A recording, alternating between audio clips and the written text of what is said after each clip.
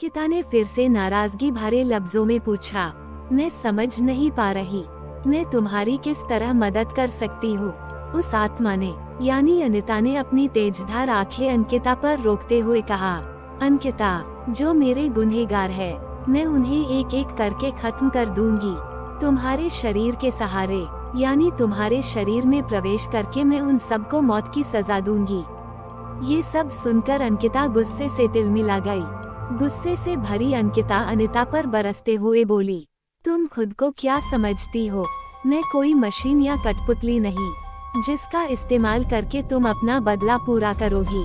मैं नहीं जानती इसके पीछे तुम्हारा क्या स्वार्थ है, लेकिन मैं तुम्हारा ये स्वार्थ पूरा नहीं होने दूंगी। मुझसे तुम किसी भी तरह की उम्मीद मत रखना। तुम्हारे साथ जो कुछ भी हुआ था, लेकिन अपनी मौत का बदला लेने का तुम्हारा तरीका बिल्कुल गलत है। मैं तुम्हारी कोई मदद नहीं करूंगी। तुम यहाँ से चली जाओ। ऐसे ही घूमती रहो, भटकती रहो हमेशा। अंकिता की ये कड़वे शब्द सुनकर अनिता भड़क उठी।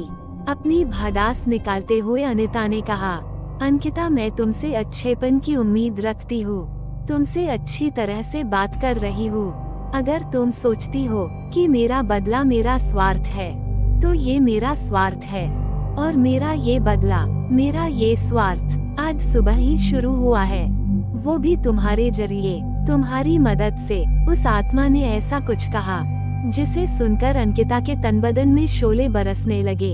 अंकिता गुस्से से बेकाबू हो गई। उसका दिमाग पूरी तरह से हिल गया। अपने गुस्से की आग से अनिता पर बरसते हुए अंकिता ने कहा, तुम ये क्या बकवास कर रही हो? मैं तुम्हारी मदद क्यों और कैसे करूंगी, वो भी आज सुबह? ये नामुमकिन है। आज सुबह तो मैं फार्म हाउस से घर आई थी। अंकिता बोलते बोलते बीच में ही रुक गई। वो एकदम शांत हो गई। उसका दिमाग सुन पड़ गया।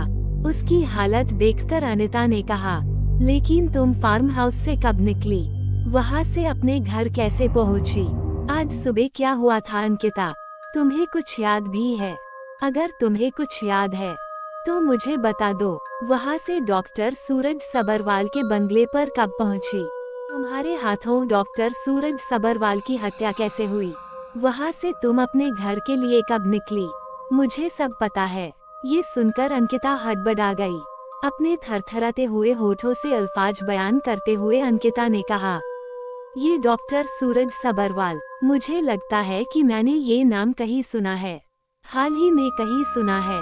अनिता ने अपने शब्दों की आग बरसाते हुए कहा, तुमने ये नाम अभी कुछ देर पहले सुना है, इस टीवी पर। बोलते बोलते अनिता ने अपने लंबे हाथ से साइड में लगे टीवी की ओर इशारा किया। गुस्से से दांत होठ चबाते हुए अनिता ने कहा, उस कमीने डॉक्टर सूरज सबरवाल के बारे में अभी कुछ देर पहले तुमने कुछ सुना है और देखा भी है। टीवी पर अभी एक खबर आई थी, मुरबाड के डॉक्टर सूरज सबरवाल की उनके घर में हत्या, और वो हत्या तुमने की है।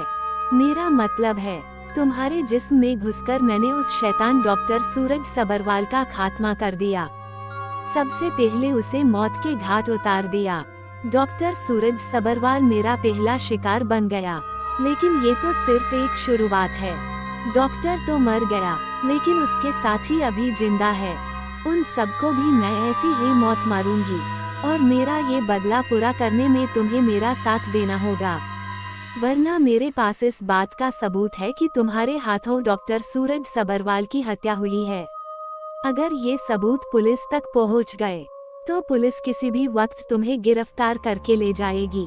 अब बोलो अंकिता, तुम मेरा साथ दोगी ना? अनिता की वो आवाज, वो धमकी पूरे घर में धमाके की तरह गूंज रही थी। उस आवाज के साथ अनिता पूरे घर में इर्द गिर्द घूम रही थी।